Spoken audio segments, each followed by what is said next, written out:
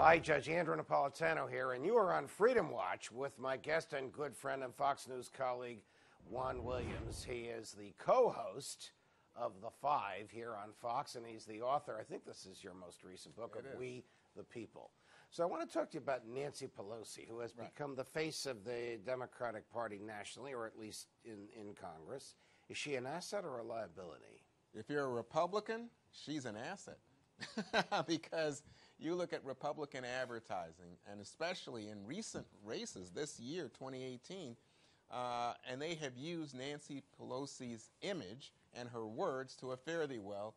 She is the whipping girl for Republicans when it comes to Democrats, and it works with Republican voters. She's a tremendous fundraiser, tremendous asset for Republicans. The other side of it, judges, and I'm holding here in my hand, it says here, she raised $25.9 million for House Democrats in their bid to retake the House in 2018, this year.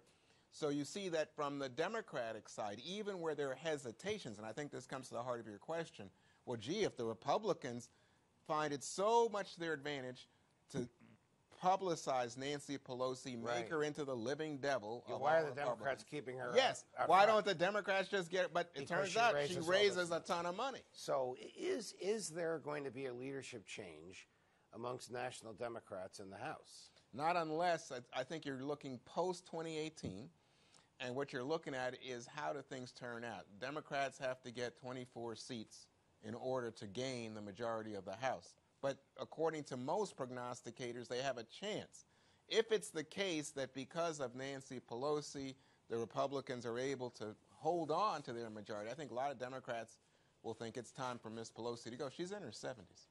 How about somebody like Tim Ryan?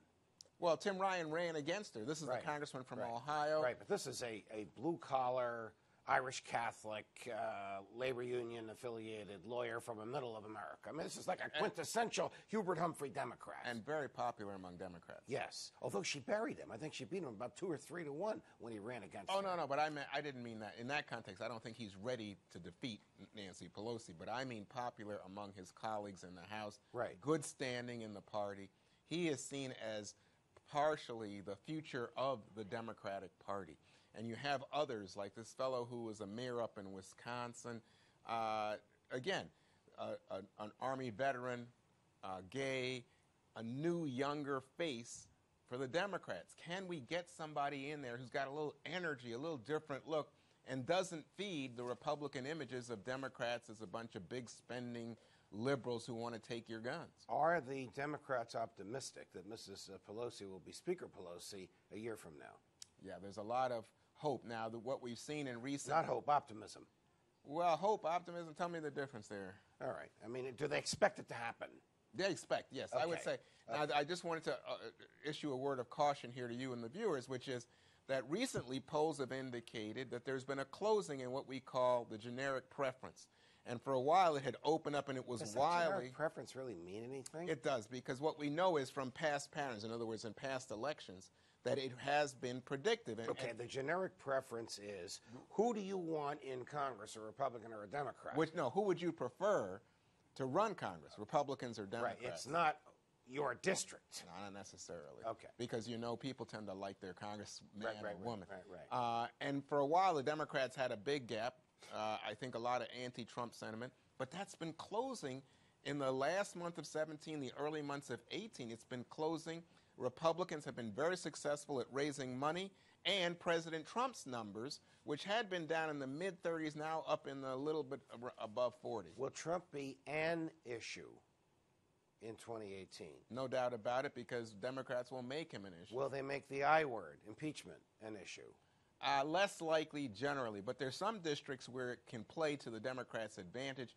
And but when Republicans have tried to use it, to say these guys are trying to impeach our president, it has not been that effective with the Republican base. I think the Republican base is pretty much supportive of President Trump, but they're not focused on impeachment. I think you're really getting some way out, even wacky Democrats who are saying it's time for impeachment. The country's not there. Al Green, Congressman Green. And the country's not there yet.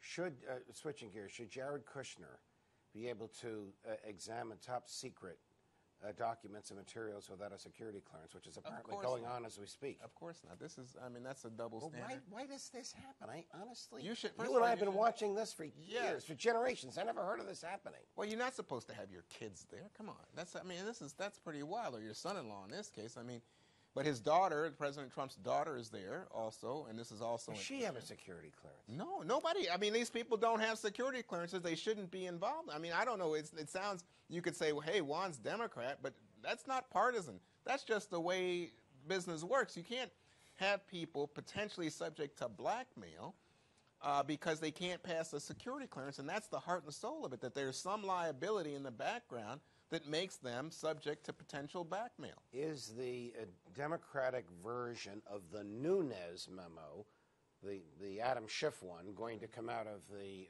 House Intel Committee? At the moment, no, and I think at this point, the reason it's frozen is both sides have an interest in not letting it out. Nunes has moved on. He wants more investigations, and he says he has more revelations to come. But the Democrats, they feel like, wait a second, why are we redacting things when, in fact, he put out a memo that suggested things that could never be known because they'd been redacted. This is a bipartisan or nonpartisan question.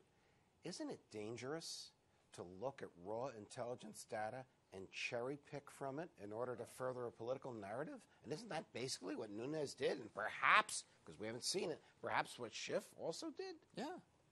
I mean, the use of raw intelligence data for political purposes is dangerous to freedom. You know, normally you and I have fast-moving conversations. I just want to slow down for a second and say something to you here. It's like basic mechanics. Why would I trust the judge with information if I know the judge is going to cherry pick it, potentially to benefit himself politically, but also embarrass me?